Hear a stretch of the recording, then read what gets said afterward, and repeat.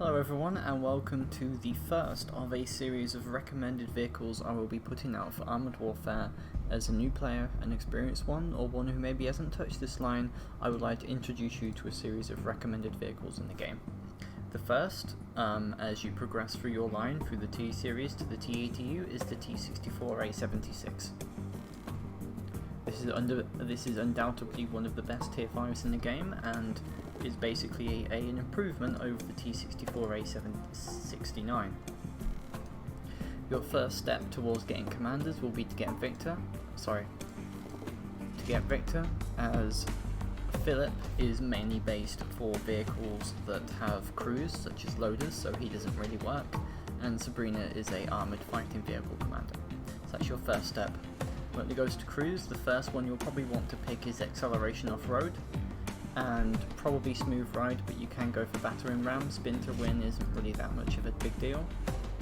And then for your gunner, I would go for Quick Draw and Preventive Maintenance, since a lot of the times when it comes to fighting high tiers, they will often be able to auto-pen your turret, and if you can get them to hit your gun and increase your gun hit points, that's good as well. This is probably one of the best, if not the best tier 5 in the game, combining high armor, ERA when you get it, an extremely powerful gun, and relatively speedy as well. Do not fear getting into a fight with any tier 5s, and with a bit of luck and using armor piercing rounds, you're able to beat up a lot of tier 6s as well. You are most of the time able to perform on a relatively even fight with a Chieftain 900, an Abrams, an MPT-70, and an XM1. I would advise not going into a fight with a Leopard 2AV, or a T-72B or a T-80B, as they have either high armor or extremely high penetration and high damage alpha guns that will be able to turn you into scrap. However, you will be able to at least delay them, or at least have a better chance against them than if you were using the Leopard 185, for example.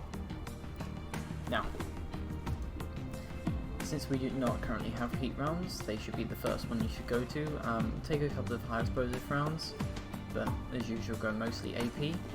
For now, you should be able to get away with using repair kit, first aid kit, and fire extinguisher.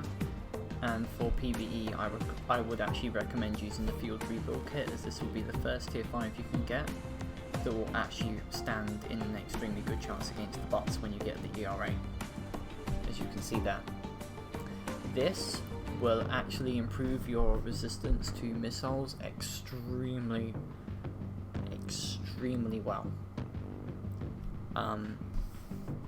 This basically gives you the ability to survive swing fires in PvE pretty well as survive missiles, and also have a pretty good chance against heat rounds, and HESH as well.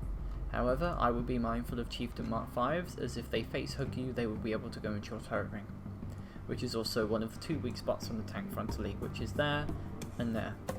However, the Chieftain Mark 5, if you're unupgraded, will also be able to penetrate your upper plate if it gets you in an angle such as this, so be mindful of those on the battlefield. Retrofits wise, if you're just coming out of it like me with 500,000 credits, don't bother. I would say that improved spore liner is probably a good idea, along with filter systems, and of course a repair kit.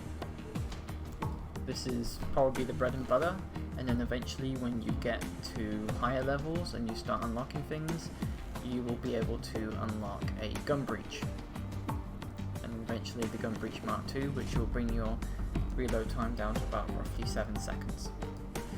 Victor also gives you almost a 10% reload speed increase after you get hit.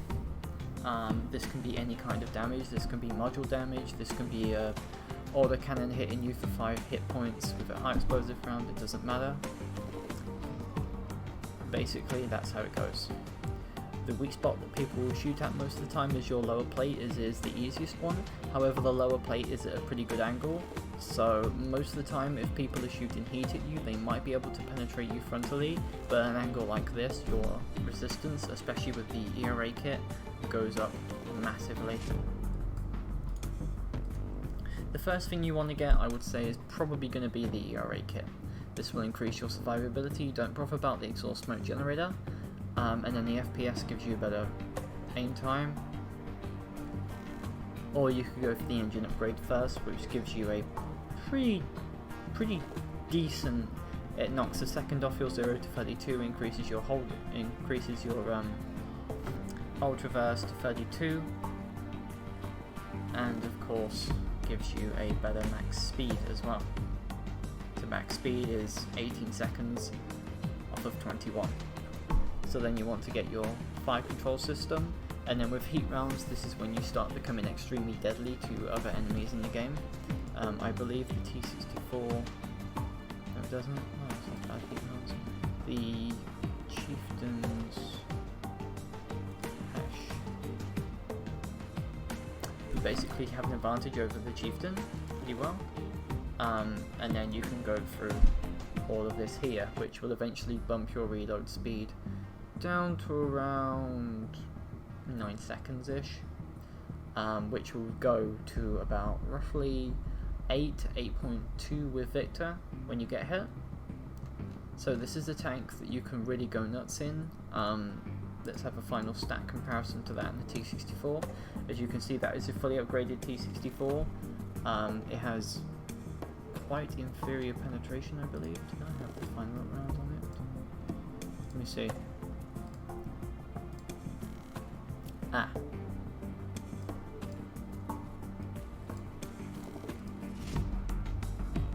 No, I did not. That is my bad. So let's redo this quickly.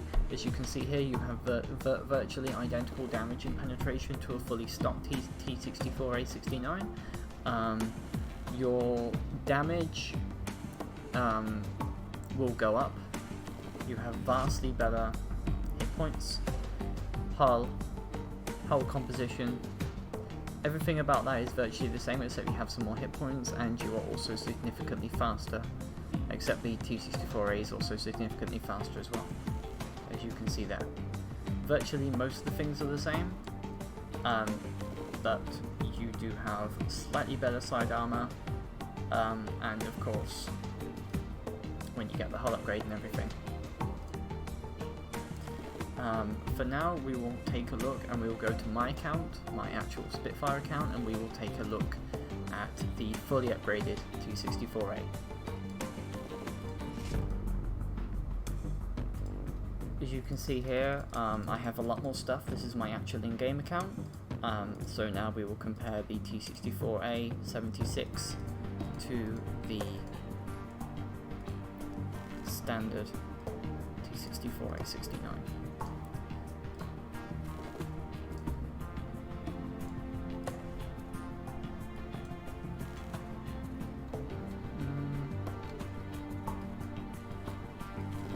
Take off the retrofits quickly.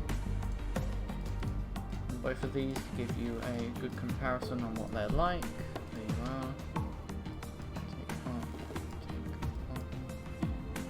Take off. As you can see, here we are a lot more tanky really. Let's just take Victor, fully upgraded Victor.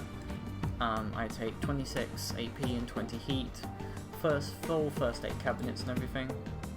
So let's add these two to the comparison. As you can see here, with fully upgraded, we have a penetration of 380 and damage of 560, a DPM of 3733, reload time of 9 seconds, you have about 8 seconds with Victor. We have a better top speed, better camouflage for some odd reason.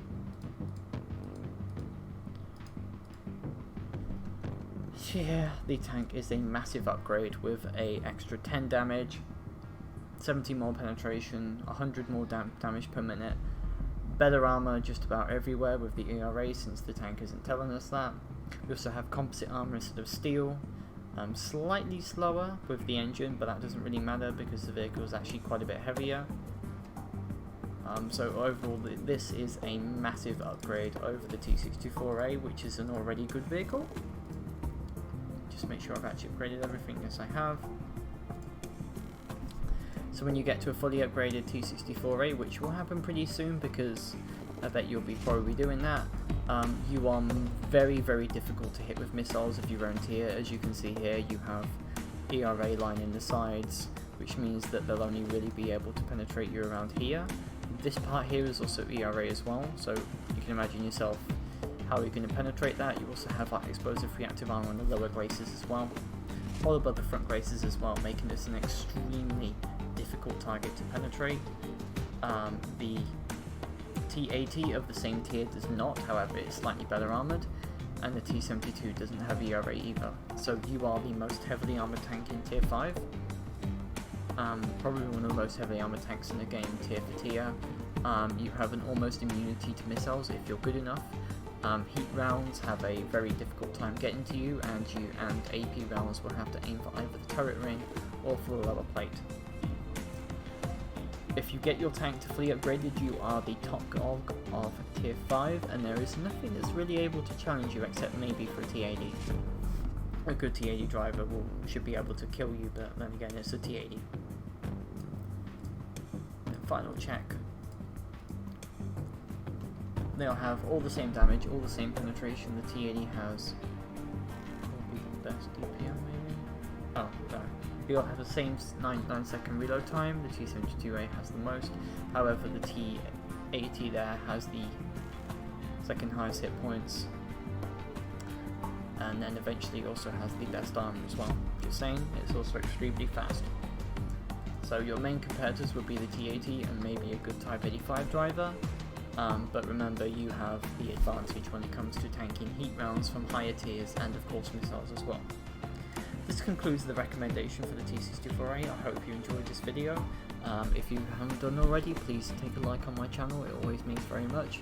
If you've subscribed, please do. I will be doing this content every single week, and I'll be taking out more recommended vehicles of the game as well. I apologise for my stutter and getting a few things wrong. I haven't actually had the best day today. This will be covered in an upcoming transgender vlog, which I also do as well. And if you would like to help me with getting my phone bill sorted, there is a Streamlabs description below. For now, take care everyone, and I'll see you all next time.